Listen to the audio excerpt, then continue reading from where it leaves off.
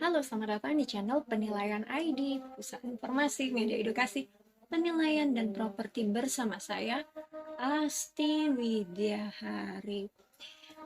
Banyak yang bingung ya mengenai kalau pengadaan tanah, ya, pengadaan tanah bagi pembangunan untuk kepentingan umum, beda skala kecil sama skala besar itu gimana? Terus apa kaitannya sama nilai? Apa kaitannya dengan tahapan pengadaan tanah gitu ya?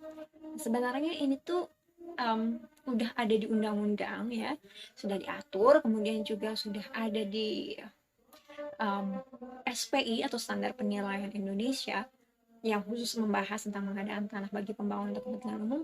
Di sana tuh sebenarnya sudah ada jawabannya. Tapi di sini ingin merangkum ya yang penting-penting aja gitu ya. Nanti kalau misalnya ingin tahu lebih lanjut silahkan bertanya, nanti kita akan buka sesi Q&A atau bisa bacalah bukunya.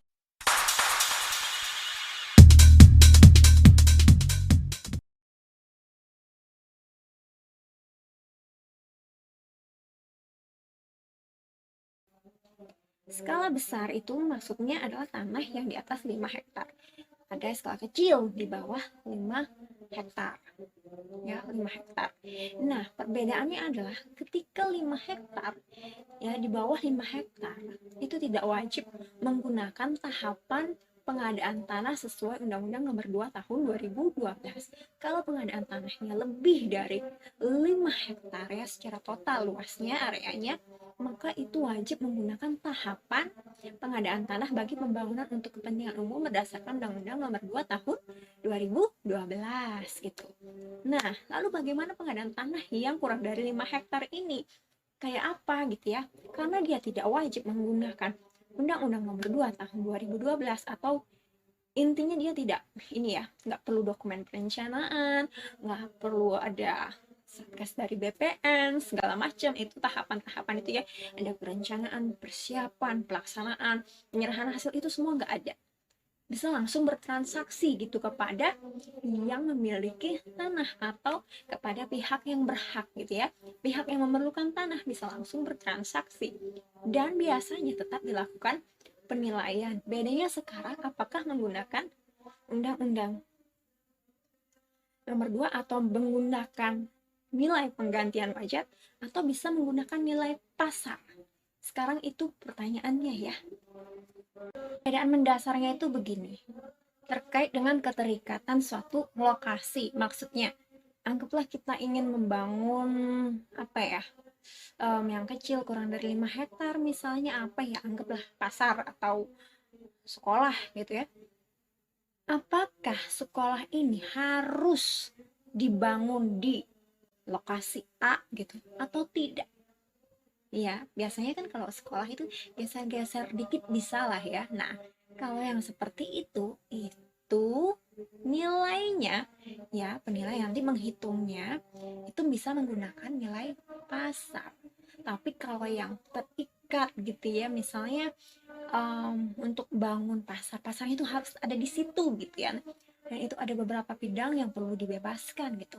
Nah, kalau sudah saklek posisi letak pasar itu di situ, maka dasar nilai yang digunakan itu adalah nilai penggantian wajar yang aturan atau komposisi dari nilai itu sama seperti Undang-Undang Nomor 2 Tahun 2012. Bedanya di tahapannya saja, apakah menggunakan Undang-Undang Nomor 2 atau tidak gitu ya. Jadi kita rekap ya. Pengadaan tanah ada skala besar sama skala kecil. Skala kecil kurang dari 5 hektar. Dimana kalau kurang dari 5 hektar itu tidak wajib menggunakan Undang-Undang Nomor 2 Tahun 2012. Bisa juga menggunakan, bisa juga enggak gitu ya, tidak wajib. Jadi bukan berarti harus tidak menggunakan gitu, enggak kayak gitu, tidak wajib. Jadi kalau menggunakan Undang-Undang Nomor 2 Tahun 2012 tahapannya ya itu bisa, itu boleh.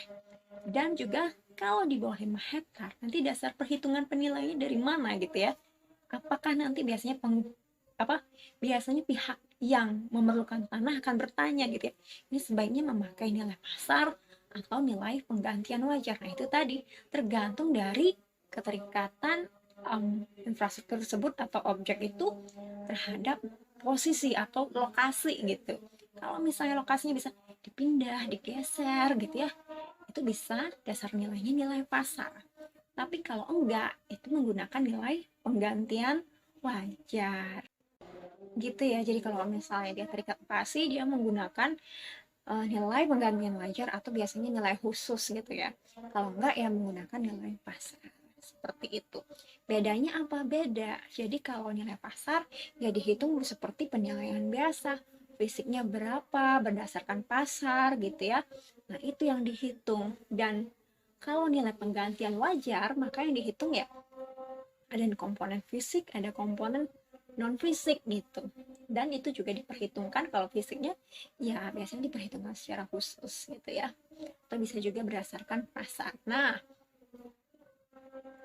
seperti itu bedanya. Untuk yang ingin lebih paham mengenai penilaian tentang ini, pengadaan tanah bagi pembangunan untuk kepentingan umum ya, selain bisa membaca peraturan-peraturan terkaitnya yang bisa di-download di website penilaian ID, pilih di bagian pengadaan tanah bagi pembangunan untuk kepentingan umum, di situ ada. Kemudian yang kedua, bisa dengan membaca buku SPI, ini buku saku ya, ini buku aku SPI dan ini ya. Jadi kalau misalnya tentang undang-undang pengadaan tanah bagi pembangunan untuk kepentingan umum gitu ya, penilaiannya ini ada di 204 ya, ini diatur. Kemudian detailnya ada di PPI 04. Ini itu juga diatur ya di sini. Jadi itu kelihatan tuh, misalnya fakta pembedanya apa, tanah skala kecil, skala luas, bedanya apa gitu ya. Terus juga kapan dia menggunakan nilai penggantian wajar, kapan menggunakan nilai pasar, kapan menggunakan nilai khusus. Di sini juga udah dijelaskan gitu ya. Jadi informasi ini sangat terbuka sekali. Jadi kalau misalnya ada pertanyaan, ada yang masih ingin ditanyakan, silahkan bertanya melalui kolom komentar. Nanti kita akan buka lagi sesi Q&A. Semoga bermanfaat. Sampai jumpa di video selanjutnya.